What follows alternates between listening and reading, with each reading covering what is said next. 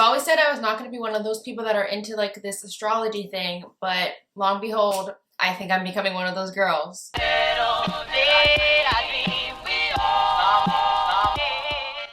Hey guys, what's up? It's Amanda and welcome back to my channel. If you're new here, my name is Amanda and I make lifestyle, travel, LGBT, different type of content.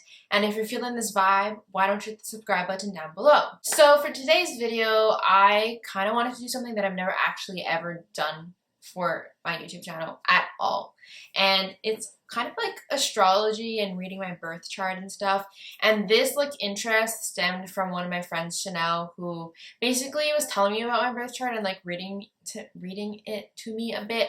And I kind of wanted to redo that but go into more depth with it by myself. So that is this video and I'm excited for this. I don't know much about like signs or like waters. I don't even know what they're called, like water signs, earth signs. I don't know anything about this stuff, but I tried to do a little bit of research and I stumbled upon Alicia Faith's video, and she's talking about her birth chart and she left a link where we can read our own birth chart. So that's what I'm going to be doing today. So I'm going to find the site now and I'm going to show y'all. Create your natal chart here. Before creating a report, please read the instructions and notes below. My birthday is the 27th of April 1998. So yeah, I'm not 12 years old. Enter the time of birth. I'm pretty sure it was 5 p.m. but I mean, I could be wrong. Let me call my mom. This is accurate. This is like my life. Whenever I need something or someone, no one answers. Okay, so I figured out. I was born at around 4 or 5 p.m. So we're just gonna put 4 p.m. Birthplace, Montreal. Submit. So the birth chart report shows the positions of the planets for Amanda. The sun. The sun represents vitality, a sense of individuality, and outward shining, creative energy. That is true. Sun is in Taurus. There's something very solid about Taurus natives, no matter what the rest of their charts say about them. Though they are dependable most of the time, which is true, this generally shows itself more in habit than in outright helpfulness. Tauruss natives are sensual folks, and this includes sex, but extends to pleasures in all areas. They delight in the sensual pleasures of food. I love me a good food. A comfortable blanket, a richly colored aquarium to look at, the smell of flowers or spring rain, pleasing melodies coming from their stereos, and so forth. Some might even say they live through their senses more than most. When Taurus natives work, they work hard. They do it with a steadiness that may rarely be considered quick. Rather, it's a dependable, plodding, and steady effort that has its payoffs. Security is immensely important to Taurus. Some of them actively seek wealth, which is very fucking true, while others are content to be comfortable. The Taurus definition of comfortable may not be exactly the same as the rest of the signs, but comfort is definitely driving force. Although hardworking, their fixed and comfort-loving nature sometimes makes them appear lazy. Mom, if you're watching this, it says it here. This is only because they separate work and leisure so well. When they work hard, and when they play, they don't really play. As such, they relax, which is also true. A solar Taurus who has kicked his or her feet up is rooted there. You'd be hard-pressed to get them to move. On a mental level, you'll likely have the same problem. Taurians stick with things and ideas, and therein lies one of the reasons why they are known for their stubbornness. Taurus is a fixed sign, and they have their fair measure of tradition and steadiness in their makeup that keeps them rooted. The possessiveness associated with Taurus shows up in all areas of life in some way.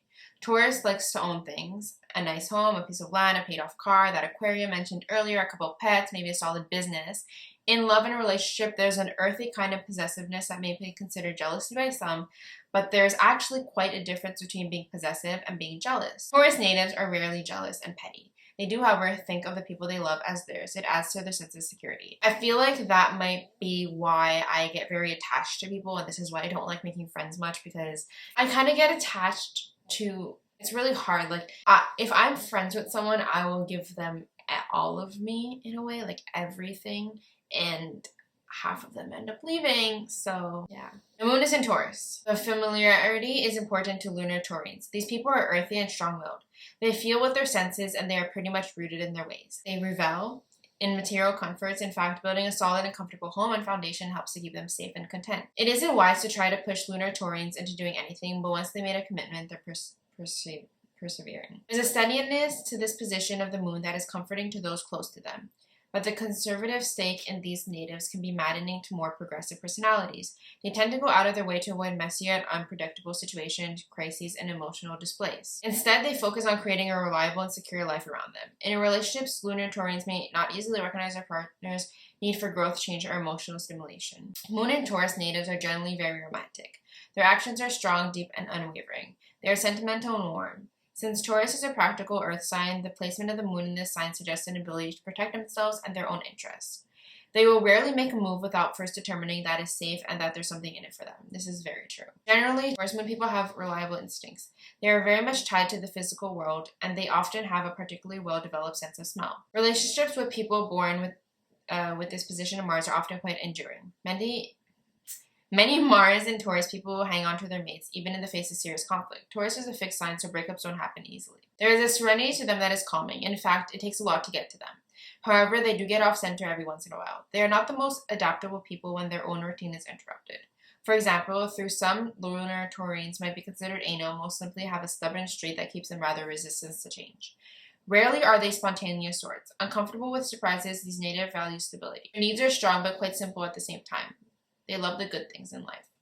The world of the five senses is all important to the natives. Their love of stability and steadiness can make them slaves to routine. However, they are loyal. I can't fucking read. However, they are loyal and capable people. Mercury is in Aries. She makes quick decisions, may streamline learning, can be direct and straightforward in speech, possessing an innocent charm, and can easily motivate others with her enthusiasm. Usually, she loves a heated dispute. Lively mind that quickly understands a given situation. She is very resourceful and capable, may prefer to jump into decision, and may not have much patience with pretense. May avoid at all costs being alone. Right now, I was telling my friend this yesterday, I feel so lonely, which is probably why I'm not doing so well right now. But she has a lot of friends, enjoying discussions, and similarly cultivating plenty of work friends. That is fucking funny, because I don't have many friends. She loves to write. You have a great love of debate, if only to get closer to your own thoughts and opinions. Bouncing ideas off others helps you to make a decision, although coming to definite conclusions can be painfully difficult for you. You see the other side of the coin. You might often play devil's advocate. Communication with a partner is craved, and you also love an audience for your own thoughts and opinions, but preferably a one-person audience, as you come alive verbally when it's one-on-one. You can be quite skilled at keeping a partnership animated and alive with interesting tidbits, new ideas, and stimulating conversation. You can easily become bored in partnerships and the lines of communication go down, even temporarily. You might also love to talk about and analyze relationships and marriage. Venus is in Pisces. Venus in Pisces, people project themselves as dreamy, soft-hearted partners. Everything about the way they flirt promises a lovely time. Theirs is an exclusive charm. They are sweetly playful, a little moody, and perhaps a little irregular. They appreciate romance and poetry, and they prefer to feel out both you and the relationship you share, so don't expect too much planning ahead. Their sensitivity can be a little misleading at times. Yes, they are sensitive folk, but lovers may find it maddening that this sensitivity is not only directed at them, but towards all of mankind.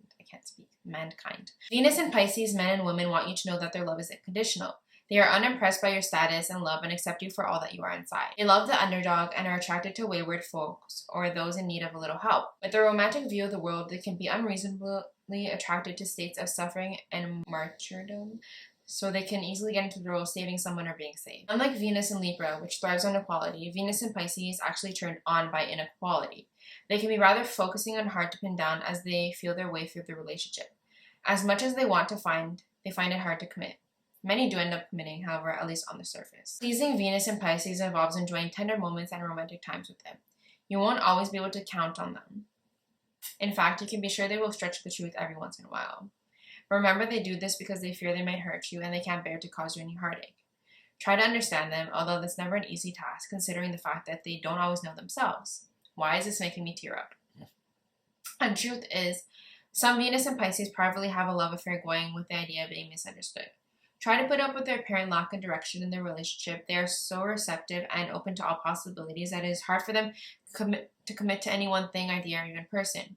These intriguing partners will reward you with a love that is accepting and comes as close to unconditional as humans can get. Mars is in Taurus. Slow and steady wins the race could easily be a model for Mars and Taurus. These goal-oriented people are not known for their speed, but their staying power is tremendous. Generally calm and easygoing people, Mars and Taurus natives can only have powerful tempers when they're overly provoked. They generally don't fly off the handle as quickly as others. However, Mars and Taurus people value strength and stability. They are driven by security and an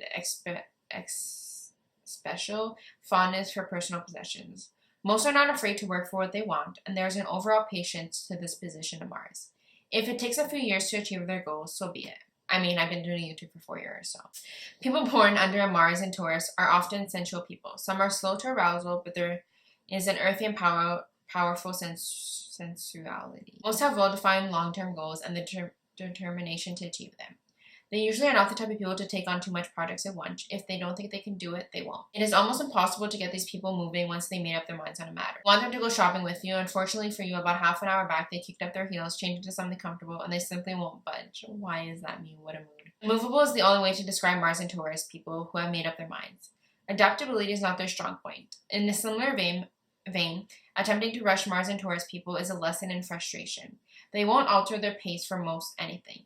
If you can get past these quirks, however, you'll find that Mars and Taurus natives are often quite reliable and strong personalities and may just be worth the wait. This is very true. Jupiter is in Pisces. She attracts the most good fortune when she is charitable, tender, devoted, compassionate, giving, and looking out for the underdog. Values compassion and charity and is motivated by a universal vision. Peaceful personal philosophy, faith in the goodness of life brings rewards. Saturn is in Aries. Self-consciousness can be a problem. Must learn to develop self-confidence. Is bothered by a me-first attitude in others, but must learn that me-first is sometimes necessary in moderation. This right here literally describes me like 1,400%. Like that, I lack self-confidence, and I need to learn how to love myself. And this is like the struggle that I've been having for like the longest time ever. So yeah. Uranus is in Aquarius.